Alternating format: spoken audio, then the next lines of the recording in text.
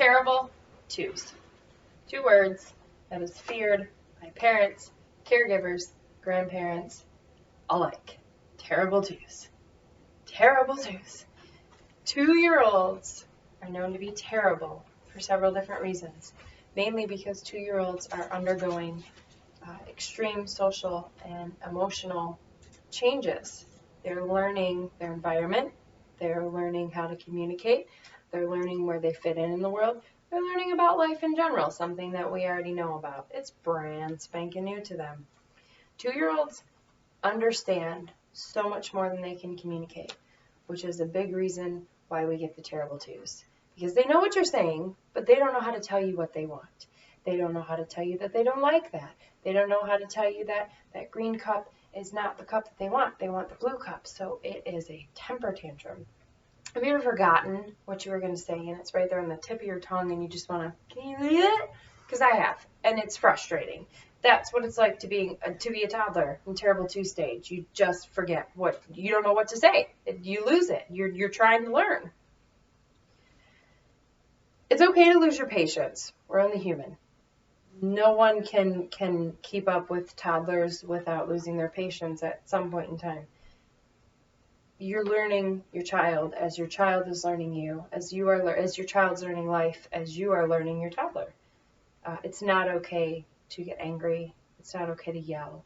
It's not okay to scream. It's not okay to discipline because of miscommunication. The main thing to keeping terrible twos less terrible is patience. How often do you see your toddler looking back for you? Whether you're a parent, mom, dad, caregiver, grandma, grandpa, aunt, uncle, doesn't matter. If you have a relationship with a 2-year-old, how often do you see in the park 2-year-olds running towards the flowers and they stop to look back for you?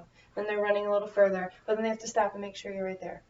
They're learning how to be independent while learning that if they can still rely on you, if you're still going to be there, if you're still going to keep them safe, if you're still going to accompany them while they're exploring.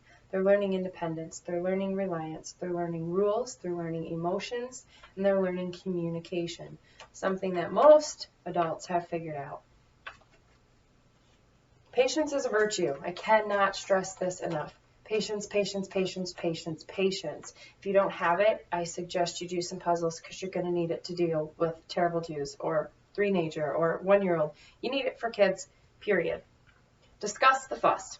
Children don't understand why they're upset, and they don't know how to express it to you. If you sit down and calmly discuss the fuss with your child, you can potentially eliminate a temper tantrum, which, by the way, 75% of children ages 1.5 to 3 throw regular temper tantrums. 75%. So that's 1 out of every 4 caregivers doesn't have a child that throws a temper tantrum.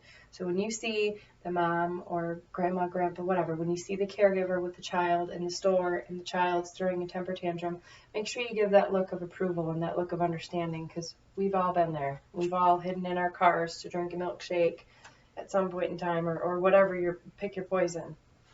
Temper tantrums generally stop around age 4 to 5 with proper communication techniques instilled in children. Verbal, physical, and emotional abilities are developing. Consistency. Provide consistency as much as possible during these huge developmental milestones for your children, whether it be a consistent bedtime, a favorite snack, a favorite cup. Pay attention to what your child gets excited about. Pay attention to what your child gets upset about. It could be something as silly as dog hair in the middle of the cushion on the couch that just upsets them, and it might, it is silly, but it will make your day 100 times better if you just pick up that dog hair every day at 3 p.m. before they lay down to watch their favorite show or whatever the case may be. Give up on societal norms.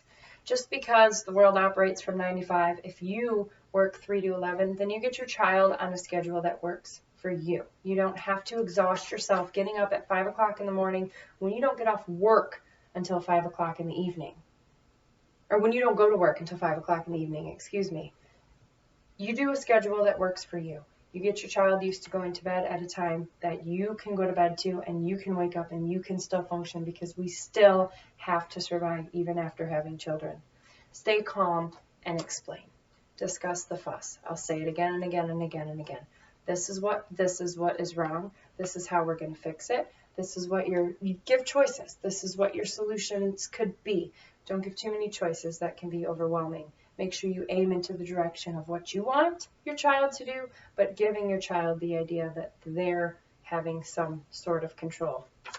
Definitely pay attention to triggers. Again, what makes them excited, what makes them sad, what makes them scared, what makes them happy. Life with a child is trial and error. We're learning them, they're learning life. Terrible twos is known to be terrible because of the lack of communication that our children have. And it's not that they're not capable of it, it's that they haven't learned it yet. So just remember, patience is key. Discuss the fuss. You're learning them just as they're learning their lives.